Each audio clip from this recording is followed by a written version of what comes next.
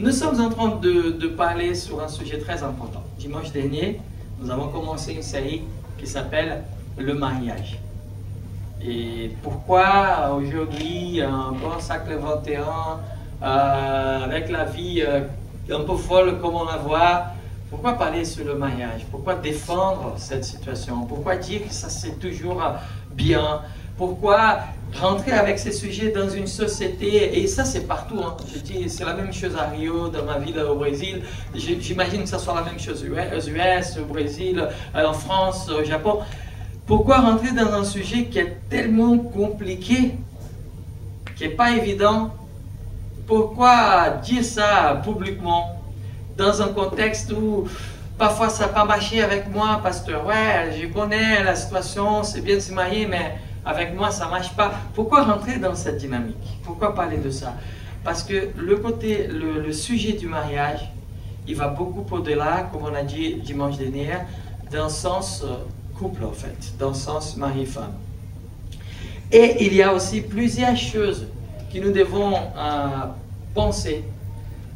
Le grand erreur, et quand je dis que c'est une erreur, il ne faut pas juger comme un manque de responsabilité ou de connaissance, c'est juste que c'est une erreur. C'est de penser que nous avons une relation avec Dieu et elle est complètement isolée de notre relation avec les humains, avec la vie courante. Plusieurs fois, nous faisons ça. Et ça, c'est les grandes erreurs du christianisme d'aujourd'hui. Nous sommes chrétiens dans des environnements chrétiens et nous ne sommes pas du tout chrétiens dans des environnements qui ne sont pas chrétiens. On essaie de séparer les choses. Et parfois, on fait ça avec le mariage. Pareil. On pense que Dieu, il est mon Dieu. Pour les côtés spirituels, des choses un peu plus abstraites. Mais dans ma vie, c'est moi le patron. Dans ma vie de marié, dans ma vie de couple, dans ma vie de famille, c'est moi qui donne des ordres, c'est moi qui organise. L'amour que j'ai avec ma femme n'a rien à voir avec l'amour que Dieu a pour moi. Et on fait pas mal de confusion par rapport à ça, parce qu'on mélange plusieurs choses. C'est pas qu'on mélange, c'est qu'on n'arrive pas à profiter du meilleur en fait. Quand on pense comme ça, on n'arrive pas à profiter de ce qui est le meilleur, de la source du vrai plaisir. Alors bien sûr que nous sommes dans un contexte où on a des jeunes mariés, des mariés qui ont un peu plus de temps, des divorcés, des gens qui sont très jeunes, ils ne sont même pas mariés. Comment gérer ça? Cette série, elle n'est pas venue pour vous mettre de la pression. Pas du tout. Chaque chose a son temps, dit la Bible. En fait, il y a des saisons, des bonnes saisons pour chaque chose. Alors le mariage, il faut qu'il arrive dans la bonne saison. Et il ne faut pas avoir beaucoup de pression, il ne faut pas se mettre de la pression, mais il faut en parler. En tant qu'Église, il faut en parler. Bon, je vais commencer avec ça. Et après, on va voir si on va rentrer dans le deuxième sujet ou pas. On va y arriver. On est en train d'étudier un texte biblique qui se trouve dans le livre d'Éphésiens, chapitre 5, à partir du verset 23. Si vous avez une Bible, vous pouvez peut-être l'ouvrir. Et comme ça, on va lire ensemble. Alors, je sais que la semaine dernière, je pense que c'était Cécilia qui nous a lu ce verset, en fait, du verset 23 au verset 30. Est-ce que quelqu'un d'autre aimerait bien le lire? Éphésiens, ça se trouve dans le Nouveau Testament, si vous êtes là pour la toute première fois. C'est la partie la plus récente de la Bible, après Jésus, après tout ça. C'était Paul qui l'a écrit, et ça se trouve dans le chapitre 5. Allez, Lisa, s'il te plaît. Femmes, soyez soumises à vos maris comme au Seigneur, car le mari est le chef de la femme, comme Christ est le chef de l'Église, qui est son corps et dont il est le sauveur. Or, bien que l'Église est soumise à Christ, les femmes aussi doivent l'être à leur mari en toutes choses. Marie, aimez vos femmes comme Christ a aimé l'Église et s'est livré lui-même pour elle, afin de la sanctifier, après l'avoir purifiée par l'eau et la parole, afin de faire paraître devant lui cette Église glorieuse, sans tache, ni ride, ni rien de semblable, mais sainte et irrépréhensible. C'est ainsi que les maris doivent aimer leur femme comme leur propre corps. Celui qui aime sa femme s'aime lui-même, car jamais personne n'a haï sa propre chair, mais il la nourrit et en prend soin, comme Christ le fait pour l'Église, parce que nous sommes membres de son corps, étant de sa chair et de ses os. C'est pourquoi l'homme quittera son père et sa mère, et s'attachera à sa femme, et les deux deviendront une seule chair. Ce mystère est grand. Je dis cela par rapport à Christ et à l'Église. Du reste, que chacun de vous aime sa femme comme lui-même, et que la femme respecte son mari. Merci Lisa. Si vous n'étiez pas là, je vous encourage quand même d'aller vers le site de notre église pour écouter la première partie. Parce qu'on a beaucoup parlé sur la dernière chose que Lisa vient de dire, le grand mystère que Paul décrit en fait. Il dit que ce n'est pas du tout le mystère du mariage, mais c'est le mystère de Christ et son église. Il fait une comparaison, il ramène en fait, il prend un texte biblique qui c'est pas à lui en fait, se trouve au début de la Bible, dans la Genèse. Et quand il dit c'est pour cela que l'homme quittera sa femme, tout ça, et après il dit qu'il y a un grand mystère dans tout ça. Ce mystère nous montre que le concept de mariage, il va beaucoup au-delà en fait de ce qu'on peut voir, mari, femme, famille. Il rentre dans le contexte Christ et son Église en fait, dans la communauté, dans un contexte très important. Et il nous donne des recommandations. Chacun d'entre nous, dans des différentes cultures, dans de différents endroits. Si vous êtes marié, si vous étiez marié, si vous pensez vous marier, vous avez vos plans en fait, vos pistes de comment conduire le mariage, comment je vais me porter, comment je dois faire ci, comment je dois faire ça. Et finalement, parfois on se trompe, parfois on a tort, parfois on peut avoir des bonnes idées, mais la Bible, elle nous montre une idée parfaite. Et quand je dis que cette idée c'est parfaite, c'est assez polémique, parce qu'elle commence en disant que les femmes doivent être soumises à leur mari. Et ça nous pose beaucoup de problèmes quand on s'arrête là, en fait. Quand on s'arrête dans cette première partie, ça nous pose beaucoup de problèmes. Pourquoi? Parce que nous sommes dans une société d'égalité. Même les mouvements féministes, il a eu beaucoup de force dans cette dynamique. Pourquoi? Parce que aussi, la situation, les hommes, ils étaient très machistes, très compliqué, et les femmes, elles devaient presque montrer à elles-mêmes et à la société, allez, on existe, allez, on est là. Et à cause de beaucoup de choses, on ne va pas rentrer dans un sujet assez compliqué, mais à cause de beaucoup de choses, on a eu, quand on entend le mot soumission, peut-être que ça rentre mal en fait, on a du mal à comprendre ces mots. Et c'est surtout parce qu'on arrive, et que, normalement c'est comme ça, quand on se départ avec une chose que parfois peut-être qu'on ne soit pas d'accord ou qu'on a du mal à comprendre, on n'arrive pas à continuer en fait. Et si on ne continue pas, on ne comprend pas en fait le texte. Parce qu'il va se dérouler et à la fin, la deuxième partie, là, ça va nous montrer qu'est-ce que ça veut dire ça. Parce qu'il y a des conseils pour les femmes, mais il y a des conseils pour les hommes. Et à mon avis, je dois dire, parce que je suis un homme, ils vont beaucoup plus loin, c'est même beaucoup plus lourd. Et quand on comprend les deux, là on voit, oui, c'est faisable, oui, c'est jouable, et oui, c'est parfait. Oui, c'est quelque chose de concret. Alors, pour bien comprendre la signification de soumission, moi essayer d'aller le plus loin possible en fait. Le mot que la Bible utilise, ça dépend de la traduction.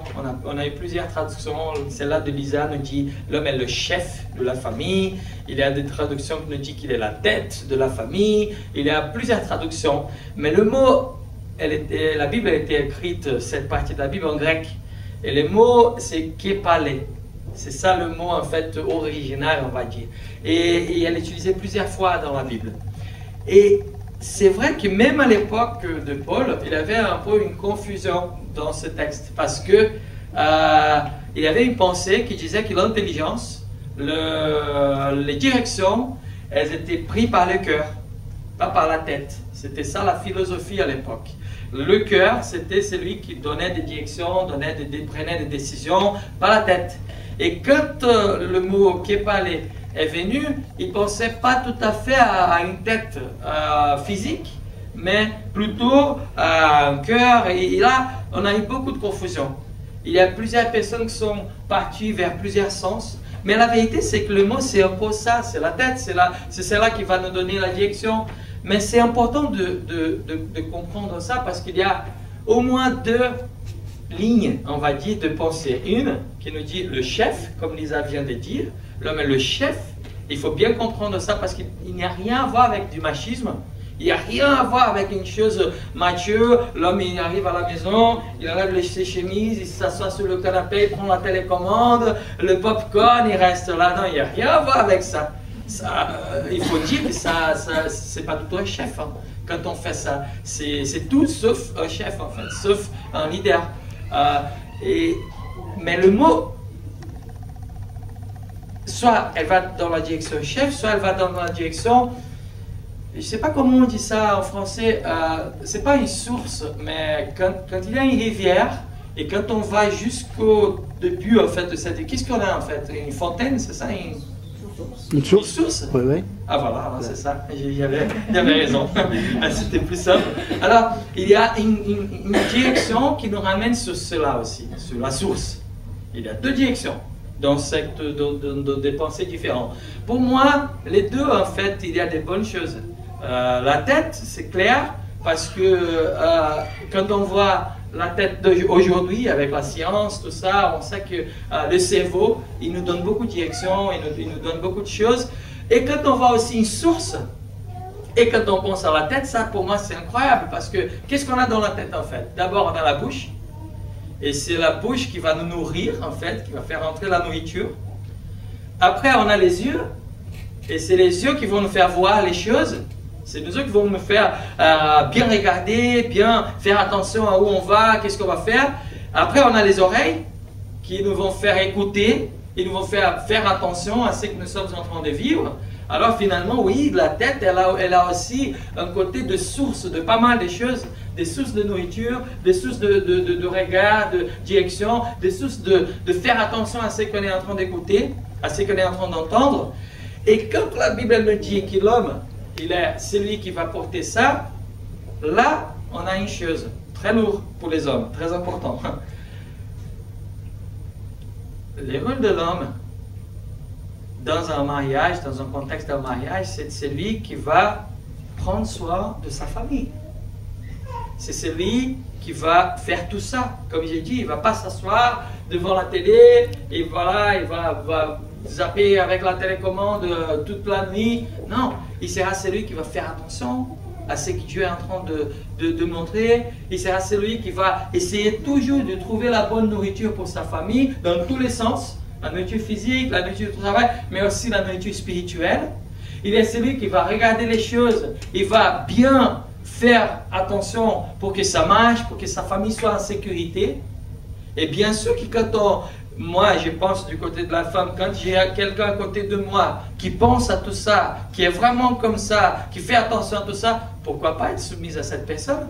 Pourquoi pas être en accord avec cette personne? C'est pour ça que quand on parle dans un milieu chrétien que le mariage, il faut bien réfléchir avant de se marier pour que vous puissiez choisir la bonne personne. Qu'est-ce que c'est la bonne personne? Est-ce que c'est la plus sexy? Est-ce que c'est la plus jolie? Machin? Ouais, ça compte aussi. Hein. On n'a pas envie de se marier avec quelqu'un qui est moche. Mais de deux côtés. Hein. Mais c'est plus que ça. Ça va beaucoup plus loin que ça. La bonne personne, c'est celle-là qui va nous ramener à vivre une vie de communion, une vie parfaite. Et quand je parle sur une vie parfaite, il faut bien comprendre qu'elle n'existe pas dans un contexte humain. Alors comment on va vivre la vie parfaite? La Bible nous dit qu'avec la pensée renouvelée, on va goûter ce qui est parfait, ce qui est agréable et ce qui viendra pas de Dieu. Là, on va commencer à voir une direction. Est-ce que la soumission, elle est absolue, elle arrive jusqu'au point de tout faire pour le mari, par exemple, aux côtés de la femme? Non. Parce que nous croyons que l'autorité la personne qui suffit pleinement s'appelle Jésus. C'est ça que nous, en tant que chrétiens, nous faisons attention à ça. Alors, parfois, on se rencontre dans des cas, parce que quand on commence à lire ça, ouais, la femme doit être soumise à son mari, et ça veut dire que les maris sont parfaits. Non, pas du tout. Hein. Les hommes, ils ont tort, mais plusieurs fois dans leur vie. Et ils peuvent mettre leur mariage même en danger, parfois. Et comment la femme, elle va vivre ça? Elle va rentrer dans une dynamique de être soumise à Jésus d'abord. Jésus, c'est la source finale d'autorité. Et après, dans son mariage, elle va montrer à son mari quelle sera la bonne direction, comment elle voit les choses. On ne va pas être ramené vers les choses qui ne sont pas bonnes, vers le péché. On pourrait utiliser ce mot dans un contexte chrétien. On ne va pas nous faire être ramené par quelqu'un vers cette direction. Si nous avons une relation, soit elle un couple, soit elle une amitié, par exemple, parce que là, on voit une chose qui est beaucoup plus grande que ça. La façon de Christ avec son Église rentre aussi dans l'amitié. Et je vous raconte une histoire qui, voilà, cette semaine, j'étais avec mon fils. Mon fils, il a 6 ans. Et il est en train de faire le foot. Il fait un cours de foot avec ses copains de 6 ans. Et il y a une classe juste après la sienne, avec les enfants de 8 ans. Et voilà, il était en train de jouer au foot, machin, et finalement on prend la voiture pour aller à la maison, et il vient vers moi et dit, papa, c'est bizarre, tu vois mes amis de la classe après la mienne, en fait, ils sont venus vers moi avec un truc, je lui posais la question, c'est quoi ça? Ils ont dit, regarde, c'est des cigarettes, ah c'est cool, allez, on va fumer de la cigarette. Et je dis, mais avec 8 ans, c'est dingue. Et là, je commence à lui parler. De ce côté, est-ce qu'il y a une limite? Avant, j'essayais de bien écouter, en fait, de bien savoir jusqu'à où il est allé. Bien sûr. Et après, dès qu'il a commencé, ouais, non, papa, moi j'ai dit non, merci. J'ai dit, ouais, bien fait, mon fils. Après, j'ai commencé à lui dire, écoute, tu vas avoir plusieurs cas dans ta vie où tes amis vont t'inviter à faire des choses. Parfois des bonnes choses, parfois des mauvaises choses. Ça sera toujours à toi de prendre la décision. Ça sera personne d'autre de prendre la décision. Ça sera à toi de bien gérer les choses, d'être assez pertinent dans ce que tu crois. Et là, on est rentré avec mon fils de 6 ans. On ne se rend pas compte de comment les enfants ils sont intelligents. Et on est rentré dans une discussion biblique. Et il a dit, ouais, c'est vrai, papa, Jésus, ouais, c'est pas bien. Et même si j'ai envie de devenir un joueur de foot professionnel, ouais, si je fume, ça va pas faire bien pour ma santé. Et là, il est rentré dans un univers assez large. Ouais, c'est vrai, mon fils. Et tu vois, et finalement, tu vas découvrir quelques années plus tard. Toujours dans une relation, soit elle de couple, soit de l'amitié, soit de marié, on va avoir des invitations, des propositions. Et la soumission, elle va jusqu'à où? Elle va jusqu'à le fait qu'on soit sûr qu'on est en train de suivre la vraie soumission. C'est là qui est éternelle, c'est là qui est parfaite. Et quand on est dans un mariage, par exemple, et quand on se rencontre dans une situation où notre conjoint il a tort, comment on va faire? Est-ce qu'on va se divorcer? Parce que c'est comme ça que ça marche aujourd'hui. On est tellement prudent aujourd'hui qu'on commence le mariage en faisant attention pour que si ça se passe mal, ça soit facile à se séparer, en fait, à se divorcer. Ça, c'est horrible. On commence quelque chose en envisageant l'enfant. Et on fait les contrats très clairs pour que ça soit facile après, pour que ça ne pose pas de problème. Moi, je ne comprends pas ça. Mais c'est comme ça qu'on vit aujourd'hui. Mais c'est vrai que c'est parce qu'on est devenu d'un côté très égoïste, d'un autre côté très fou. Et finalement, on n'arrive pas à comprendre ça. La soumission, elle vient d'un côté, mais du deuxième côté, Paul il dit à l'homme, et tu as l'homme, tu vas faire avec ton épouse comme Jésus a fait avec son Église. Tu aimes ton épouse jusqu'au point de mourir pour elle. Ça, c'est fort. Moi, j'aimerais bien être soumise à quelqu'un qui va mourir pour moi, c'est facile. C'est beaucoup plus simple de comprendre, mais pas évident à vivre. Pas évident à entrer dans la vie, elle n'est pas assez simple. La vie, elle nous ramène vers les directions, vers les chemins qui ne sont pas simples. Pourtant, le mariage, il est là. La plus grande erreur de notre part, c'est de penser que c'est à nous de diriger notre mariage. La plus grande erreur de notre part en tant que chrétiens, c'est de penser que c'est à nous d'être responsables pour tout ce que nous faisons de notre vie. Nous avons Dieu. Si nous croyons vraiment à ce que nous sommes en train de faire là ce matin, si vous n'êtes pas chrétien, si vous n'êtes pas là pour la toute première fois, ok, peut-être que vous avez raison de penser, non, je ne suis pas du tout d'accord parce que je n'arrive pas à croire que Dieu existe. Ok, là on peut partager, on peut discuter après, mais si vous dites que vous êtes chrétien et que vous connaissez Dieu et que vous l'aimez, et que vous êtes en train de soumettre vos vies vers lui, à lui, là, je mets une question. Alors, si vous dites ça, pourquoi vous n'êtes pas en train de le faire? C'est quelque chose de très puissant. Cette question de mariage, cette question de soumission, mais en même temps, cette question d'amour, comme j'ai dit, elle va beaucoup au-delà de côté mari-femme. Imaginez-vous un homme qui arrive à prendre ça comme une qualité, un caractère de sa vie. Et dans ses relations, dans son travail, il arrive, il va dire, je vais aimer mes connaissances, mes partenaires de travail, comme Jésus a aimé son Église. Ça va tout changer, je vous assure. Ça va tout changer. Parce qu'il va montrer d'abord une chose que personne n'arrive à voir. Et parfois on pense, ouais, mais là je vais devenir faible. Et aujourd'hui, dans le marché, il faut qu'on montre qu'on est fort. Jésus, il était toujours un leader, un très bon leader. Pourtant, il a lavé les pieds de ses disciples. Il a fait une chose qui juste les plus pauvres serviteurs à l'époque, il le faisait. Il a jamais arrêté de devenir un leader pour ses disciples. Mais il montrait plusieurs détails très importants de sa façon de vivre. La vie, elle est compliquée. On rentre dans le métro chaque matin. Si on prend une ligne, moi la ligne qui me ramène chez moi, c'est la ligne 8. C'est une des plus grandes lignes à Paris, en fait. C'est presque sûr, si je rentre à Ballard, et si je vais jusqu'à Créteil, n'importe quelle heure, pendant le parcours, il va rentrer quelqu'un en demandant de l'argent, en disant que sa vie est compliquée, et papa, et patati patata, il va dire, on va voir ça peut-être une fois, peut-être 3, 4 fois dans le même train. Et parfois, on est un peu aveugle à tout ça.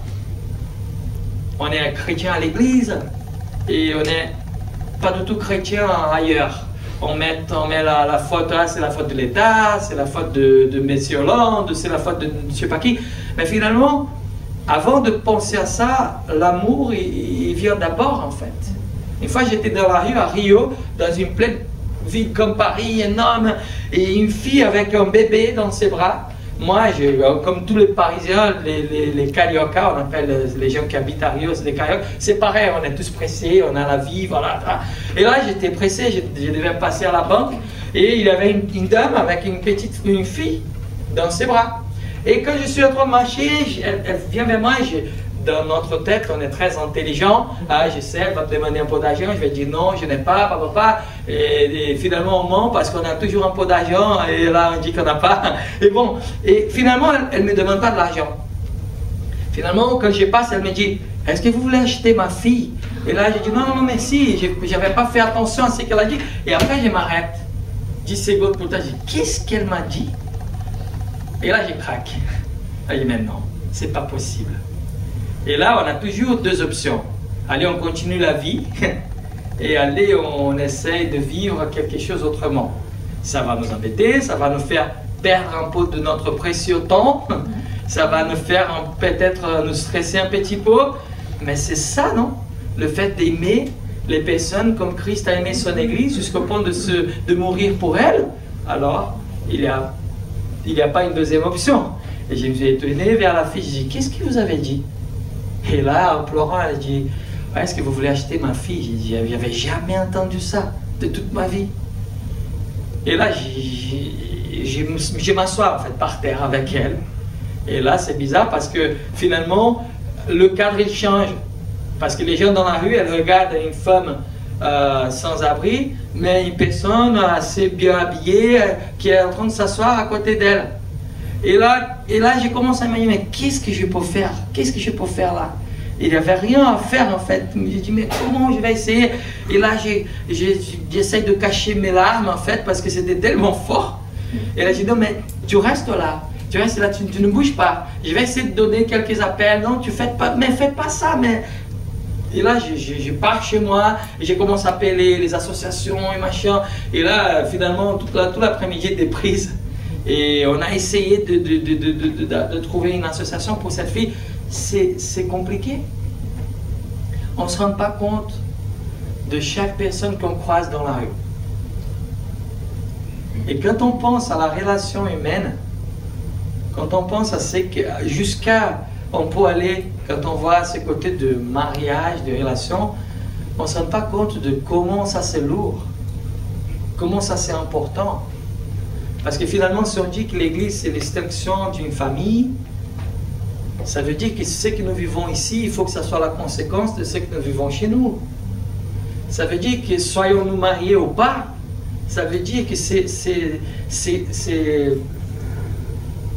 recommandations sont pour nous. Et c'est tellement important que nous fassions attention à ça. Et c'est tellement important le fait de regarder notre ville, cette belle ville de Paris, et voir qu'il y a beaucoup plus de choses en train de se passer dans cette ville. Il y a beaucoup de besoins dans cette merveilleuse ville. Il y a beaucoup d'attentes dans cette ville. Il y a beaucoup de problèmes, de soucis dans cette merveilleuse ville. Et nous, parfois, on est très chrétiens. On est trop chrétiens. Et on est très occupés avec nos affaires de l'église. Et parfois, on ne se rend pas compte qu'il y a des gens en train d'essayer de vendre leurs enfants. Ça, c'est fort. Finalement, Paul, il vient, il nous dit tout ça. Il dit que l'homme doit aimer son épouse. Et finalement, on voit peut-être, là c'est Gustavo qui parle, hein, là c'est pas la Bible. Mais pour moi, c'était une des premières façons de voir le mystère de Dieu, de ce que nous croyons être Dieu en tant que chrétiens. C'est assez compliqué, hein? 3 personnes dans la même, le Père, le Fils, le Saint-Esprit, et mais finalement ce sont 3 personnes différentes, mais c'est toujours la même personne, ça ne se divise pas, c'est assez compliqué. Mais quand j'ai vu l'affirmation que dans un mariage on devient une seule chair, là j'ai commencé à voir, waouh, ça va beaucoup plus loin que ce qu'on peut imaginer. Pour moi, Gustavo, c'était la première façon de voir la beauté de Dieu en fait. Le fait d'être différent, avec de différentes personnalités, mais être le même. La Bible, elle n'est pas machiste. La Bible, elle n'est pas féministe non plus. La Bible, elle est parfaite. La Bible, elle nous montre une façon synergique, ça se dit, parfaite de mélanger les choses. Où nous ne savons pas où une chose termine, l'autre commence. L'individualité de ma femme Dalila, elle est toujours là. L'individualité de Gustavo, elle est toujours là. L'individualité de mes amis, elle est toujours là. Mon individualité, elle est toujours là. Mais finalement, il y a une chose, quand on commence à vivre le vrai amour biblique, on commence à sortir un peu de la boîte de notre système, de notre planète. Et là, c'est fort. C'est quelque chose de très fort. C'est là que je suis en train de vous dire. C'est pour ça que cette série, elle va beaucoup au-delà du côté du mariage. Mais bien sûr que le mariage, il est là pour qu'on puisse le vivre. Le mariage physique, là je parle de mariage homme-femme, il faut envisager ça. Peu importe quel âge vous avez, peu importe votre parcours, il faut envisager ça. Est-ce que nous tous on va se marier comme j'avais dit dimanche dernier? Peut-être pas. Parce qu'on a des cas dans la Bible, on a des différentes situations de culture. Là, c'est à Dieu et à vous-même de dire, de penser. Mais n'essayez jamais de trouver des excuses pour ne pas le faire. Ou pour ne pas essayer une deuxième fois. parce que c'est biblique, ce que je suis en train de dire. Et pour finir, je vais essayer de rentrer dans le deuxième sujet avec le premier en fait, parce que cette semaine j'étais en train de penser à une chose très forte. La Bible nous dit dans le psaume 23 que l'Éternel, je vais le dire parce que c'est assez connu parmi les chrétiens, mais c'est assez puissant, et elle nous dit, psaume 23, l'Éternel est mon berger, je ne manquerai de rien, il me fait reposer dans le vert pâturage, il me dirige près des eaux paisibles, il restaure mon âme, il me conduit dans le sentier de la justice à cause de son nom.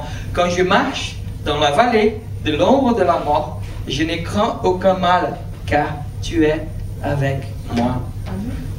Alors,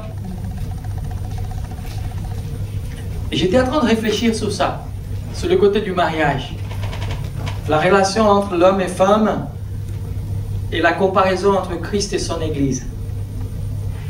Et que je commence à penser, plus Christ est avec son Église, plus elle est en paix, plus elle est en bonne santé. Moins Christ est avec son Église, plus la religiosité elle va rentrer, plus les choses pas tout à fait importantes vont rentrer, et moins sans cette Église sera. Et là j'ai commencé à penser à ça.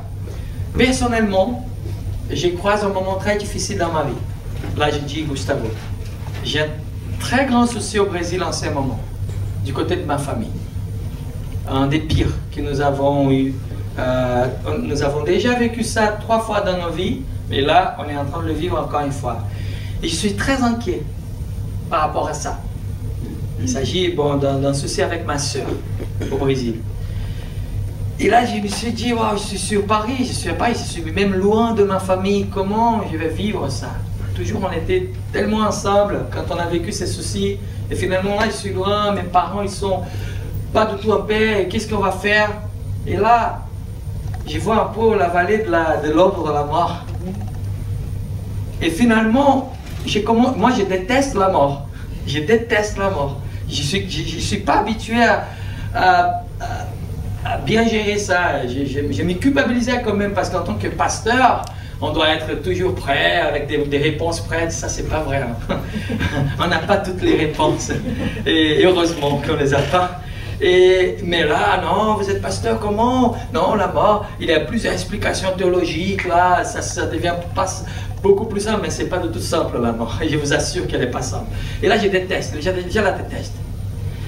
Mais finalement, quand on commence à lire la Bible, on voit que Paul nous dit que la vie, elle est Christ, et la mort, elle devient un gain. Un gain?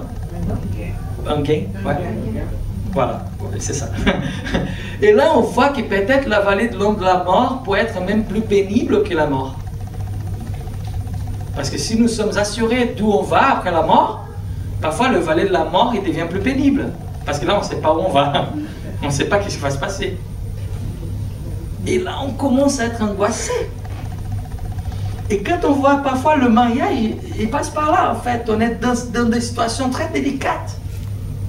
Dans des vallées de l'ombre de la mort. Et on ne sait pas où on va. Peut-être que le divorce est la chose la plus claire à faire. La plus simple. Par contre, plus Christ est avec son Église, plus elle est bien. Et finalement, quand on croise des moments difficiles, c'est là où on essaie d'être plus indépendant, plus assuré de nous-mêmes, et c'est là où on fait plus de bêtises.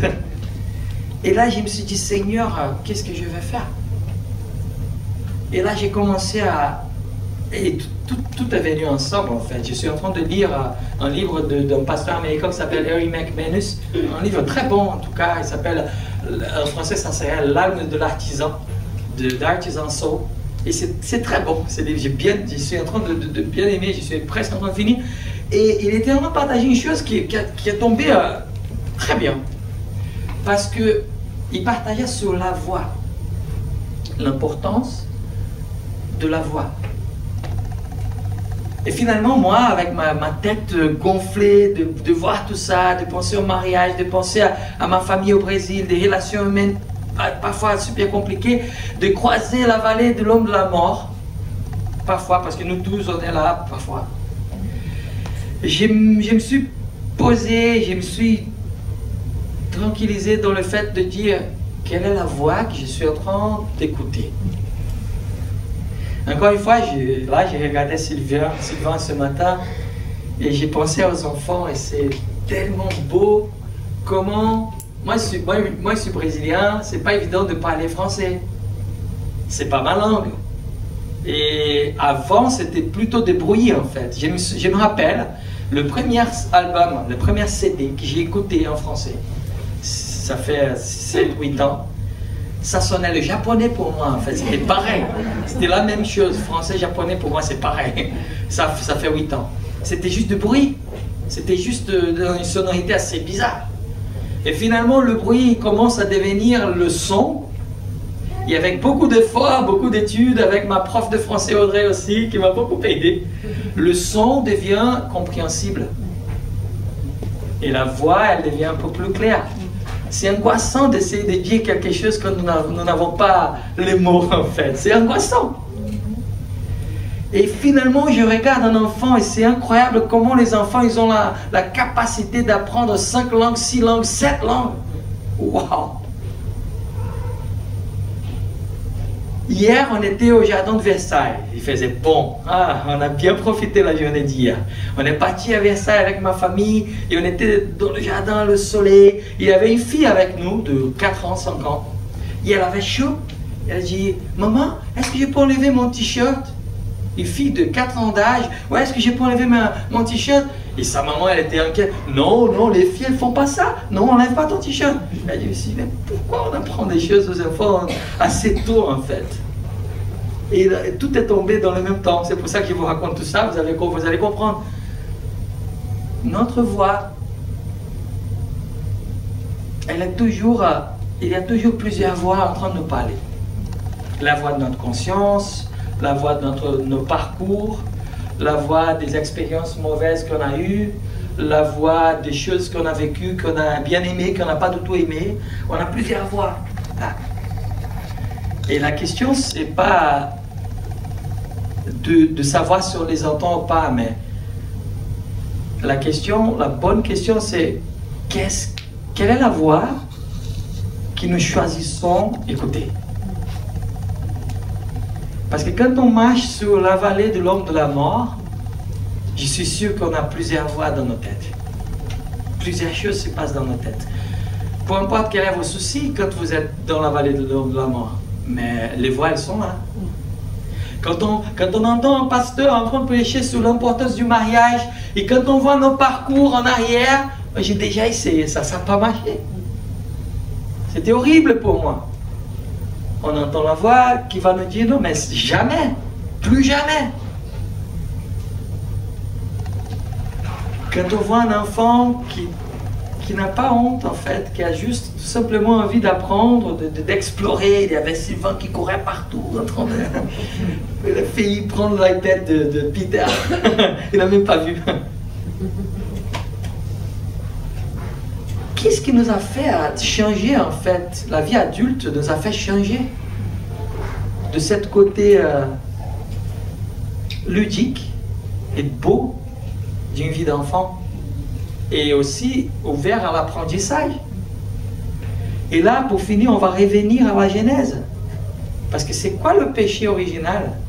Le grand péché biblique, c'est quand Adam et Ève décident d'écouter une voix différente. Et finalement, dès qu'ils entendent cette voix, ils décident de l'écouter. Et finalement, ils ont fait le choix d'écouter cette voix, alors qu'il avait déjà une voix de l'Éternel, il était en train de lui dire, faites ça, vous allez voir, c'est beau. Tout de suite, quand on lit dans la Bible, croyez-vous ou pas dans cette histoire, hein, si vous n'êtes pas chrétien, n'essayez même pas de croire, est-ce que c'est vrai ou pas, pensez juste à l'histoire elle-même. Qu'est-ce qu'elle veut dire? Ils arrivent, dès qu'ils prennent le fruit, tout de suite, ils sont plus comme la fille qui était avec moi à Versailles. Ils ont plus la même pensée de la fille qui n'avait pas honte d'enlever son t-shirt en plein jardin de Versailles. Non. la Bible, elle me dit que, je vais lire, alors, Genèse chapitre 3, verset 8, alors, après avoir fait tout ça, manger du fruit, ils entendent la voix de l'Éternel Dieu qui parcourait le jardin, comme tous les jours. Hein. Ils devaient parcourir le jardin, vers le soir. Et l'homme et sa femme s'y cachent loin de la face de l'Éternel Dieu, au milieu des arbres du jardin. Mais l'Éternel Dieu appela l'homme et lui dit, « Où es-tu » Il répondit, « J'ai entendu ta voix dans le jardin, j'ai eu peur, parce que je suis nu et je me suis caché. » Et là, on vient avec le verset plus important à mon avis. Et l'Éternel lui dit, « Qui t'a pris? Qui tu es nu ?» Ça, c'est la chose la plus importante pour nous ce matin. Qui t'a appris que tu es dans cette situation où tu te trouves? Qui t'a appris qui tu es dans les pensées, dans le regard que tu penses être dans ce moment? Qui m'a appris qu'il a valé de l'homme de la mort que je croise au Brésil en ce moment? C'est la chose la plus importante de ma vie. Qui m'a appris ça? Quelle est la voix que je suis en train d'écouter? Quelle est la voix que nous sommes en train d'écouter? Pour dire que le mariage ne marche plus, pour dire que la famille, ça c'est plus pour nous, la société moderne. Qui nous a appris ça? Quelle est la voix que vous êtes en train d'écouter? Dieu, pendant aucun moment, il a dit à Adam et Ève dans cette histoire magnifique, oui, vous êtes nus, il faut vous cacher. Aucun moment il a fait ça. Quand il avait une femme qui avait eu un problème avec son mari, dans une histoire de Jésus, tout le monde avait envie de jeter des pierres sur cette femme. Pendant aucun moment, Jésus est venu vers cette femme, ouais, tu es coupable. Il lui a dit, écoutez, vous êtes pardonné, faites plus ça, et vas-y. Qui est en train de vous apprendre les choses? Quelle est la voix que vous êtes en train d'écouter? Nous avons une voix éternelle, biblique, remplie d'amour, remplie de bonnes choses.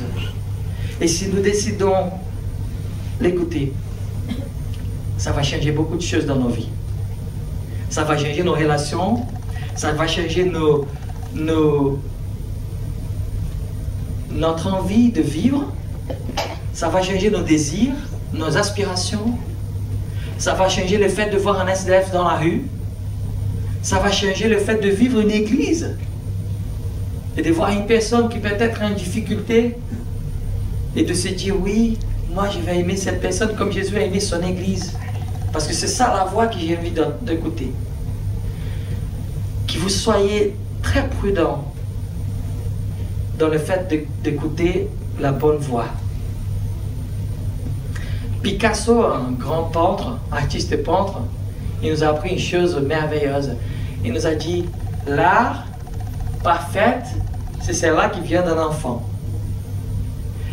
Ça m'a coûté 4 mois pour arriver à voir la technique de mes amis, artistes peintres. Mais ça m'a coûté toute ma vie pour arriver à faire de la peinture comme un enfant. Et j'ai bien aimé ça. Parce que les enfants, ils sont purs, ils sont innocents, ils enlèvent leur t-shirt au jardin de Versailles, pas de souci. Ils sont en train d'écouter la voix, ils sont en train d'être créatifs, ils sont en train de penser qu'ils peuvent tout faire. Et quand on devient des adultes, on commence à écouter la voix de notre planète, la voix de notre vie, la voix qui nous dit non, tu ne peux pas faire ça, tu as déjà essayé, tu as vu que ça se passait avec toi, tu n'es pas capable, non, tu n'es pas capable de se marier, non, tu n'es pas capable de se remarier, non, tu n'es pas capable de vivre en communauté, tu es nul.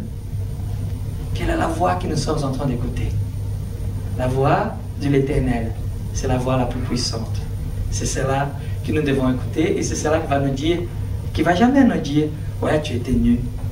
Elle va toujours nous dire, qui t'a appris que tu es nu, Que nous fassions attention à écouter cette voix. Que nous puissions réfléchir sur l'importance de la famille et du mariage. Le côté biblique, il est là.